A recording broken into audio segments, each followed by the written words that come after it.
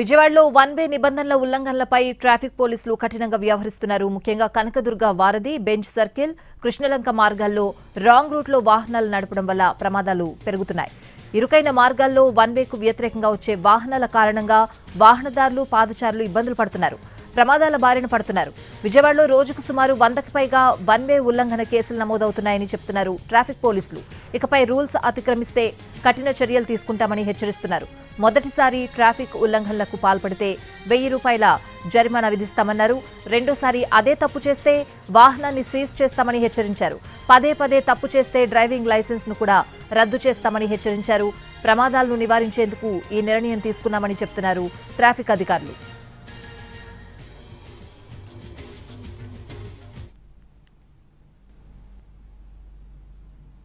చాలా వైలేషన్గా వెళ్తున్నారు, చాలా భయంకరమైన డ్రైవింగ్ చేస్తున్నారు. ఫైన్ ఒక 1000 రూపాయలు వేసినా అది తీసి కట్టేసి వెళ్ళిపోతున్నాడు. వాడికి ఏం డబ్బు అంటే విలువ లేదు, ప్రాణాల మీద భయం లేదు. వాడు పోతే పర్లా పక్కాల మీద పడుతున్నాడు వచ్చి.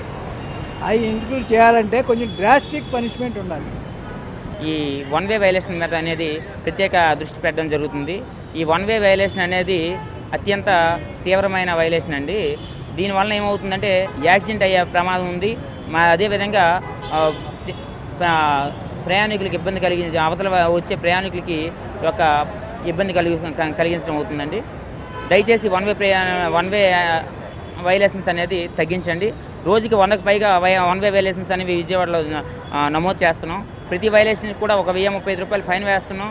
అదేవిధంగా ఎవరైతే వన్ వే వైలేషన్ చేస్తారో వారిని వాహనం సీజ్ చేసి వారి కౌన్సిలింగ్ కూడా ఇవ్వడం జరుగుతుంది. ఎక్కువగా ఈ వన్ వే వైలేషన్స్ అనేవి స్టూడెంట్స్, టీనేజర్స్ ఎక్కువగా చేస్తున్నారండి. వీళ్ళకి మరీ చెప్తున్నాం, చాలా కఠినంగా ఉంటున్నాము, హెవీ ఎన్ఫోర్స్మెంట్ చేస్తున్నాము, ఎక్కడికక్కడ ఫైన్స్ వేస్తున్నాము, టోయింగ్ వెహికల్స్ పెట్టి తీసేస్తూ ఉంటాము, బండ్లు సీజ్ చేస్తున్నాము. ఇక ముందట ఇంకా లైసెన్సులు కూడా క్యాన్సిల్ చేయించడం